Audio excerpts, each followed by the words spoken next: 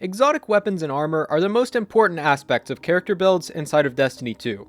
The majority of these are rare or unclear on how to get them, so that's why in this video I'll showcase some of the best ways to get exotics as a solo player, and a way to farm for some of the best exotic armor in the game. If you're new to the channel, I'm Marshix and I make Destiny 2 guides for solo players. If you enjoy the video, all I ask is that you leave a like on the video. The majority of exotics can be obtained through these methods since they aren't tied to any quest or specific drop source. Anything with a quest will obviously come from only that quest.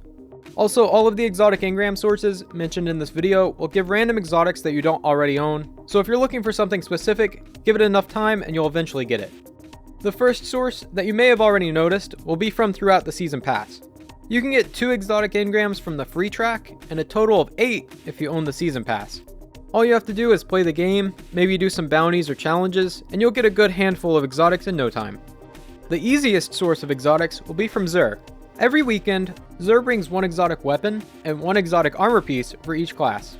He also has 1 exotic engram that you can purchase for 97 legendary shards, and 1 more exotic engram for an exotic cipher. The ways you can get an exotic cipher are from the season pass at rank 55, or by completing the weekly quest on the second page of Xur's inventory. This requires 21 ritual activities to be completed, those being strikes, gambit, or crucible matches. Which leads into our next source. All of the ritual activities have powerful and pinnacle rewards tied to them. You may be at max power level already, but I would still recommend doing these every week because they all have a chance of dropping exotics and high stat armor. So as you're working on getting your exotic cipher quest, you'll also be working towards even more potential exotics. And while we're still on the topic of ritual activities, the vendors for each of these activities give guaranteed exotics. After your first vendor reset of the season, each additional reset will give you a random exotic. So if you spend a lot of time in strikes, crucible, or gambit, you'll be rewarded for your effort. Another way you can spend your exotic ciphers will be by directly purchasing certain weapons from the exotic kiosk. This is located in between the vaults and the tower. Here you can buy some of the best weapons in the game from previous expansions.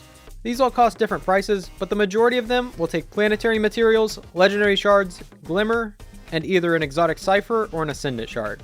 Make sure you watch until the end of the video for the best ways to get ascendant shards and other upgrade materials as a solo player. That's also how I managed to masterwork my entire vault. Now, I saved the best method for last. But first, if you're finding this guide helpful, make sure you leave a like on the video. Firstly, you'll have to do all of the lost sectors at least once on every destination except for Nessus. Every day there will be 2 of these lost sectors that can drop exotics. One will be legend difficulty and another will be master difficulty. They will only show up if you've already completed that lost sector in patrol. That's why I recommend you do all of them at the beginning. These have champions and shielded enemies, so make sure you're prepared before jumping into these. If you earn platinum rewards by killing all of the champions, and only if you're playing solo, you have a chance of getting an exotic armor piece. Some of these exotics are even exclusive to these lost sectors. You can't get them anywhere else. You may have already noticed this, but each of these lost sectors has a specific armor type that it can drop, so if one says that it drops helmets, well, you'll only get helmets. This is great for target farming whichever exotics you want most, and it's even better for farming high stat versions of those exotics. Now, why would you want to run the master version over the legend version? Well, you don't. The legend version is much easier and the drop rate of exotics is roughly 1 in 4, which means you're likely to get one every 10 to 15 minutes if you're efficient. Master lost sectors are roughly 1 in 3 and take a little bit more time and effort. You'll end up getting drops more consistently, but if they end up taking you more than 5 minutes to complete, you're better off only running legends and getting more drops in less time.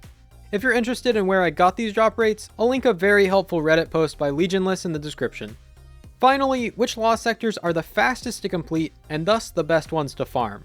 It's pretty well known that the Velis Labyrinth on the Cosmodrome and Perdition on Europa are easy to complete in 2 to 3 minutes. But a relatively new lost sector that is by far the best is the Chamber of Starlight on the Dreaming City. By ignoring everything but the boss and the champions, people have been able to complete this in under a minute, which is absolutely insane.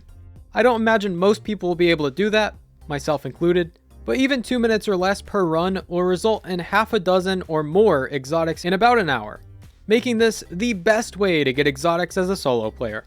As mentioned earlier, if you're looking for some great ways to get ascendant shards for those exotics in the kiosk, check out my solo friendly guide here. Thank you all so much for watching. I'm Marshix, and I'll see you next time.